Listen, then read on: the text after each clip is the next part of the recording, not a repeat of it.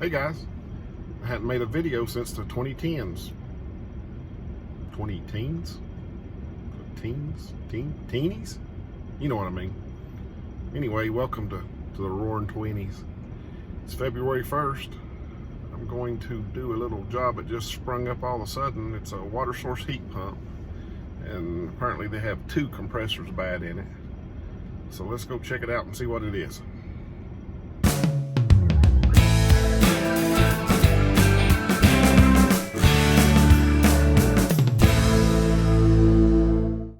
Here's the unit. It's a Train water source heat pump, 460 volt. This one is has 2 stages, 5 tons apiece, I believe. They had just put a compressor in back in the summer, and it shorted to ground on stage 1.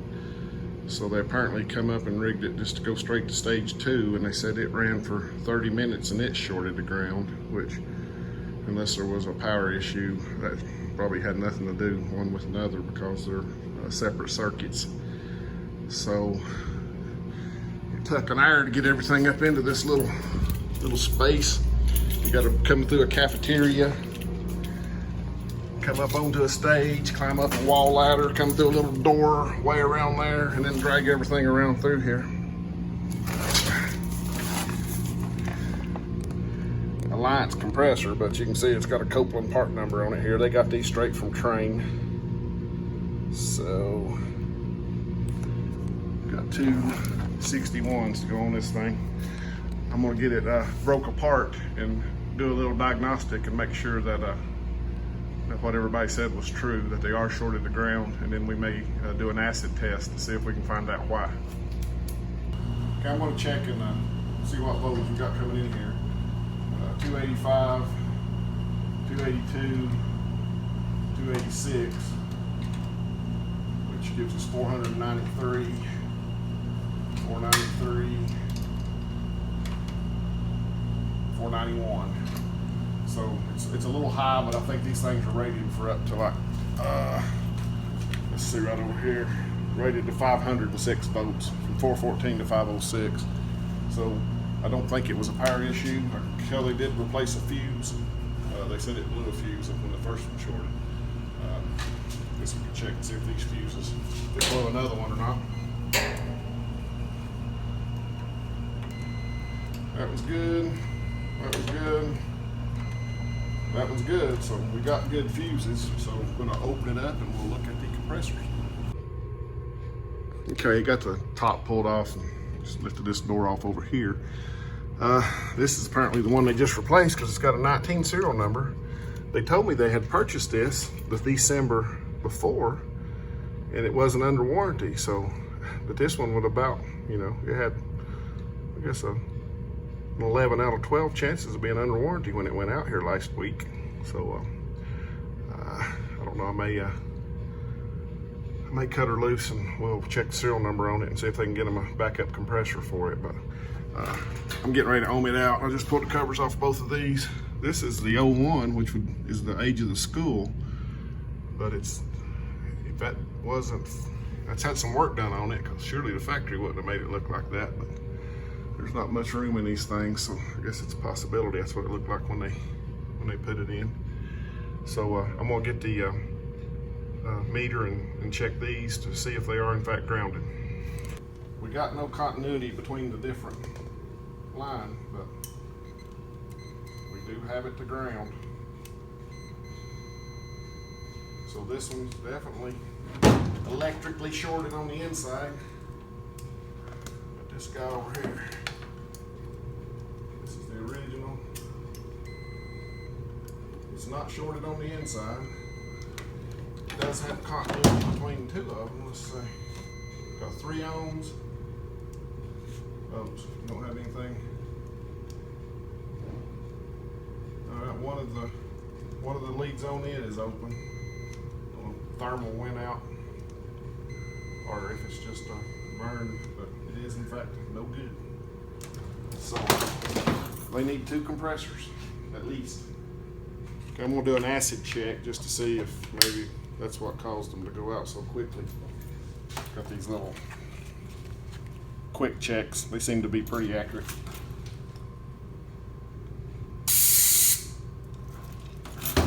Typically red means acid.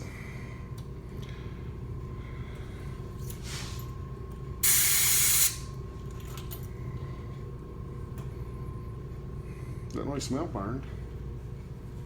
Just use the same one over here on this R22 side.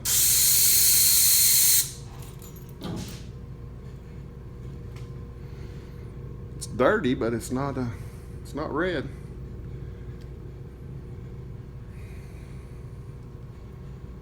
I don't know. Maybe they did have an electrical issue.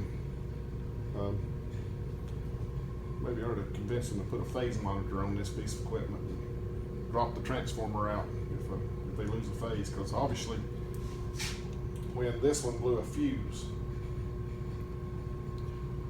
I could check to see which fuse. I could see which fuse they blew based on the one that's been replaced. But if it didn't drop out the power on the transformer, theoretically this could have been sitting here trying to run and could have killed the thermal overload on it. So that's a possibility.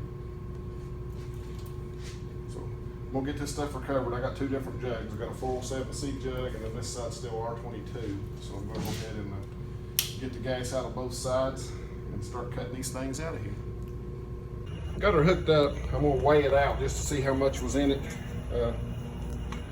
Because these things, and like I said, I worked for the schools years ago, and I remember some of these things were kind of weird.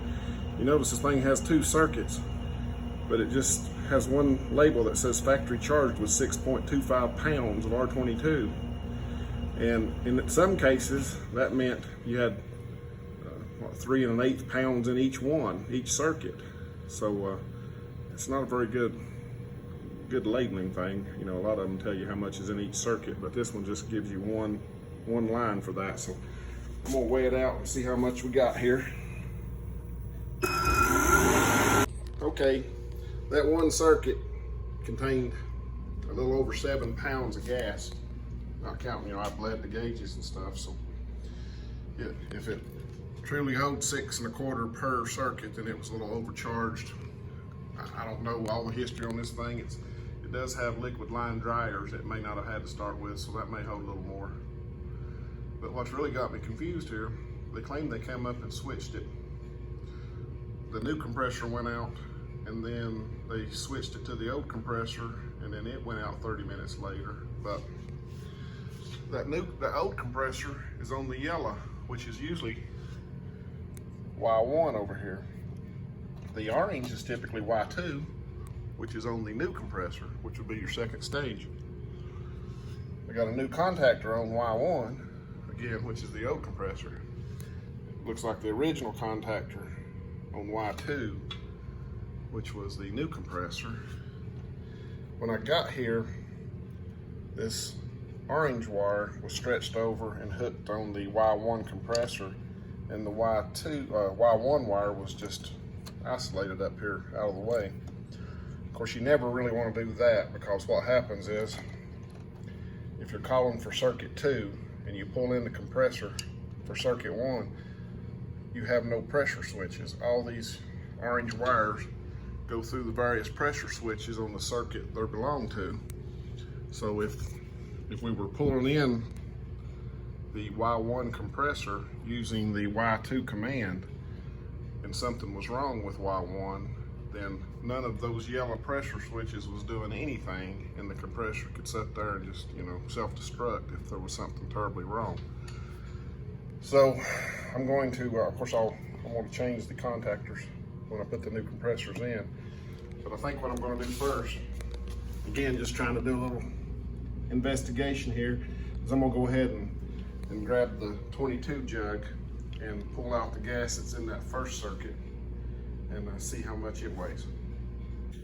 Getting ready to recover the R22, but I just happened to look up here. I was going to look and see if maybe they had switched the actual calls from what would be the thermostat, the building operation system, building control system. But see, you got your yellow and your orange, but it already had a jumper on it. So if they had to move those wires to make that compressor come on, chances are there was a pressure switch that wasn't calling anyway. So I mean, the way this thing was wired, both stages would have come on at one time with this little white jumper right here. So definitely there was something going on long before we started having compressor failures on this guy. So I'll recover this R22 and we'll see how much is in that circuit. Okay, I'm not quite finished recovering this one. I just turned it off so you could hear me. I was getting ready to change this one contactor, and when I pulled it loose, I was just gonna pull it back and get the phasing right. This one come loose, and I mean, they may have had them loose because this one's down a little bit too, maybe just when they're ohming it out, but it looks like it's been arcing, so maybe somebody tried it after they had it loose. But the new contactors are like this one, it's a lug, so what I'll probably do is actually cut the fingers off and just stick this crimp up into the lug and tighten it up. So I'm gonna turn the recovery unit back on. We're at 5.4, so I'm assuming that the factory charge 6.25 was per circuit. So we'll go from there. Okay, we got a little over 6 pounds out of that R22 circuit. So I don't know. I still may start with 3 pounds because you just don't know who's messing with these things. Getting this contactor mounted, you can see what I was talking about. I just cut the actual fingers off and put it down behind the screw and then tighten it down onto it. So I'm going to get that contactor finished up on this one, and I'm going to jump around there and start doing some unwiring and cutting out. Okay, so I got the two old compressors out. I took one of the new ones out of the box. The other one's still in the box, but I actually cut the suction lines up above. It's got a 7/8 street L, and then it has a 3/4 by 7/8 bushing there. I didn't realize these were 3/4. I just listened to the technician that was up here. He said it was 7/8 suction line and a 1/2 inch discharge, and that the liquid line was 3/8. So when I picked up the stuff yesterday, I grabbed these 7/8 pancake style suction dryers. So I'm going to have to run them 7/8 from the unit and then bush it down to 3/4. It would have probably been easier to use 3/4 inch dryers, but this is about the smallest one that you can get, up to 5 tons. So we'll make it work somehow or another. We'll have to get a little creative because there's just not much room in these little things. You can see everything packed in back here.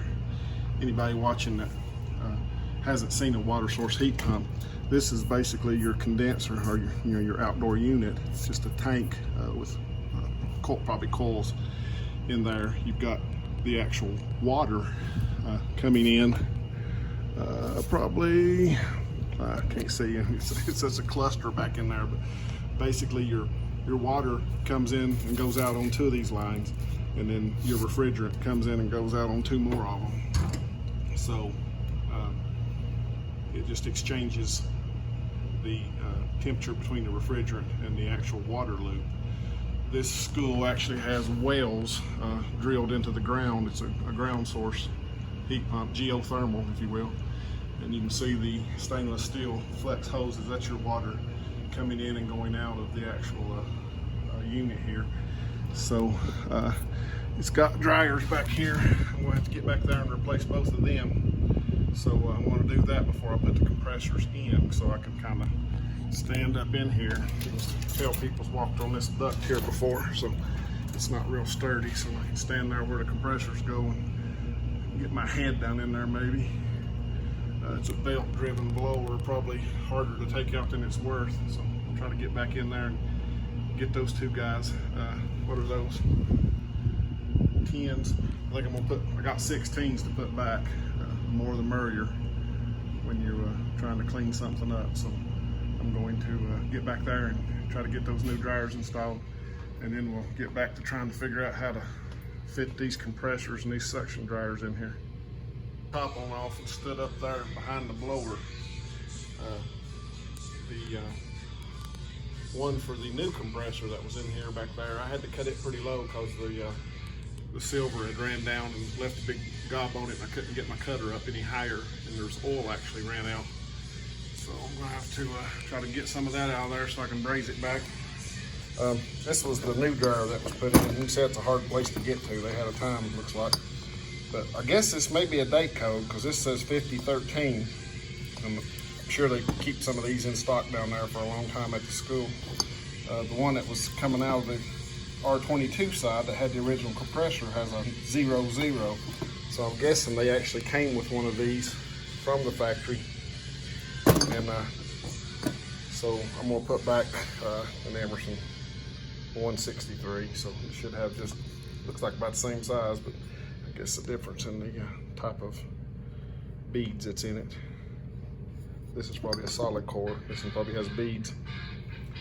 But I'm gonna get me a little 3/8 copper and make me some stubs so I can get to it, especially that one there. It's cut off pretty short now. You can see I've got that piece of cardboard laying under it. But I'll make me some stubs and get in there and get these dryers put in so we can get back on the compressors here. Okay, just a little tip. It's really hard to braze back in a tight spot like that, especially when you're trying to braze into something that's as heavy as this dryer as far as the metal. You can see this one here, they had a time apparently getting it to take under there. So what I've done, I've already put me a little stub in. I needed a little bit anyway because I had to cut this one off so low. I couldn't get my cutter to go around it anywhere close to the top because of all this gob of solder that ran down it. So all I did was make me up a piece of copper hooked to my nitrogen bottle so I can flow nitrogen. I brazed it with nitrogen flowing through it, and then I cut it off the length I needed. I've already got that little line swedged up back there, the little stub that was left coming out of the condenser, because I blew it out, blew all any of the oil that was in it out. I've just got that piece taped down in it, so I can carry this dryer back there, stick it down in my swedge on the bottom, and it'll be much easier to get to this thing. I'll be able to see past this and do this braze, and of course, it's the easiest braze in the world to make because the cup's turned up and you're just brazing down into it. So that's just a little tip that helps me out in some of these tight spots. I was getting ready to pick these old dryers up and throw them over in the corner, get them out of my way so I can start setting the compressors in. Got this last dryer in there, but I picked this one up. This was the original. You can hear a little bit of I don't know, almost like a bead or something in there. I don't know if you can hear it on the phone or not. I'm gonna pick this one up. It's been a little hot. Feels like everything in it's loose. I don't know. I ought to cut that open and look at it. I may take those with me, cut them open sometime and see what the difference is. Well, it's a cluster, but this is the only way I could figure out how to make this thing fit in there and still get the doors on it. So we've got a swedge joint here, comes down into a increaser, goes into the actual inlet side of this dryer, comes out the bottom with these little close radius 90s and back into the compressor. Here's that I thought must be factory joint since it was a factory compressor. I haven't made that one up yet, but I'm not gonna take that off for it. I mean, it looks bad, but it was holding gas, so maybe when I heat it up, it'll smooth up a little bit. But I'm gonna get that joint, and then that circuit should be done and ready for pressure testing. I may go ahead and do that and start pulling a vacuum on it while I'm brazing this other one in, rigging up its dryer. I've got a lot more room over here. I got these wires in the way, but it's not quite as much. I'll probably put it in the same way though. Eventually this is gonna get cut out and put back together anyway. So. But I'll get that last braze joint on this compressor and we can move on to pressure test on it. Well, she failed a pressure test. Turns out all that gunk on this 90 was fixing a hole that had been burned in the elbow of it here. So I guess when I heated it up, all that run down the side of the pipe. So I'm going to cut it out and do something different. Past that time, that looks a whole lot better than all that garbage that was on here. Where did it go?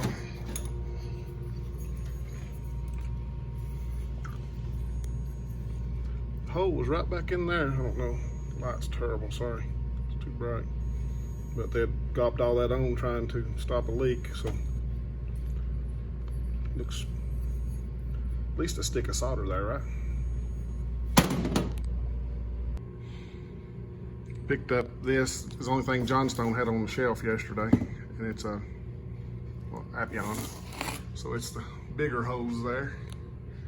Got it hooked up on the low side, and I've got my original one hooked up on the discharge side. Got them both hooked up here on the field piece. Want to open the ballast. See how long it takes to pull this puppy down. Below 500, but it was raising up still yet. Of course, when I turn it off, so I'm gonna go ahead and switch my oil around. This was old oil. I've probably used it on 2 or 3 jobs, so you can see the difference in the color. So nice thing about these filled piece units, it's very easy to change the oil. You put your empty down here when you get done. Even has a place for the cap. So all you have to do to drain the oil out is just open this 90-degree ball valve, and all the oil drops in the previous container. And then you take off this, and you got a nice little funnel up here on top to pour your new oil in. So I'll get that poured in and turn it back on. While we're pressure testing this side and letting this side pull down again, I just noticed on these, this is my old Appian tool. This is my new, and you guys probably already know this because you probably buy tools more often than me, but this has got a magnet in it now. So it'll make that thing stick on top of a disconnect a lot easier when you're out there working on a unit full of vacuum. I always set mine up on top of the disconnect, but I'm forever knocking it over. So that's a nice touch. It's getting late and I'm tired. This side held pressure. I'm just going to leave the pressure on it. I'll turn my gauges off. I went ahead and valved this off. I got it down to like 330. Valved it off. 20 or 30 minutes later, it had climbed up to 700 or 800. I feel like I'm comfortable that it's a good dry system, but I went ahead and valved it off and went ahead and moved one of my gauges over here and stuck 50 PSI on it just to hold it tonight. Again, it's late and I've got everything I own on the truck up here. It's going to take an hour to carry all that back down. So rather than try to rush it and try to get everything done tonight, tomorrow's Sunday, they still don't have school tomorrow, so I've got all day tomorrow to finish it up and get it back on for them before they come back to school. So I'll be back in the morning and we can get these vacuums pulled, get some gas in them, and start them up. We got sunshine today. I guess that old groundhog's gonna see his shadow and make us have a lot more winter. Just got the vacuum on, 680. I let the pressure off this side, most of it. So as quick as this one's good to go, we'll switch over to the other one. And in the meantime, I'm gonna start insulating these suction lines. One thing about working in a school during cold and flu and coronavirus season is you probably ought to put a little extra in there for the second day when you're sick. Have to go to the doctor or at least to the liquor store and get you some whiskey and some rock candy to make you a home remedy. Okay, on the first circuit, I'm gonna start out 3 pounds and 2 ounces, which would be half of that 6 1/4 pounds. Just because I can't find any literature online. I looked around this morning.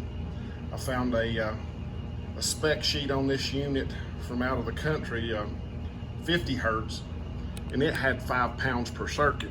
So I just don't know. I mean, I'd rather be safe than sorry. It's a lot easier to put it in than it is to take it out. So I've got 3 1/8 pounds of R22 in the first circuit. I'm going to start the vacuum on the second circuit, and I'll let you know how that goes. Well, while I'm waiting on that vacuum, thought I might ought to do a little routine maintenance. I got an adjustable wrench. Hopefully I can tension this belt a little bit with it.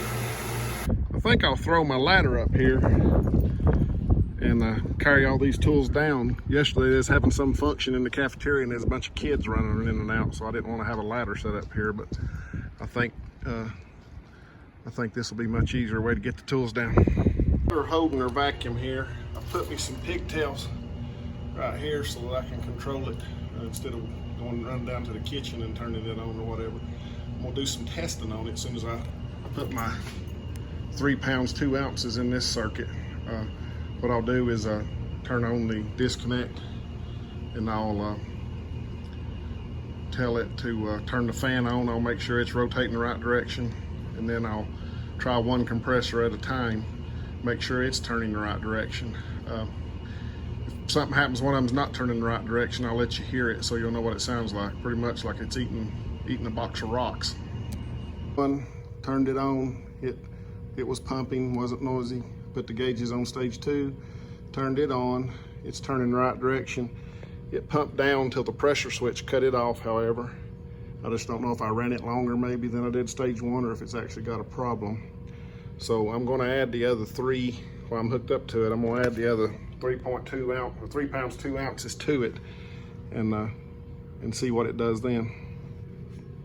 Okay, I went ahead and hooked the thermostat back up. The fan came on immediately. I guess it had lost communication, and it goes to occupied when it's like that. First stage compressor just came on. Second stage is still waiting. It's got a timer on this thing that holds second stage off, but they've got it set all the way down to 0.3 minutes. So right now it's the building system that's keeping it from coming on. We're in heat mode right now.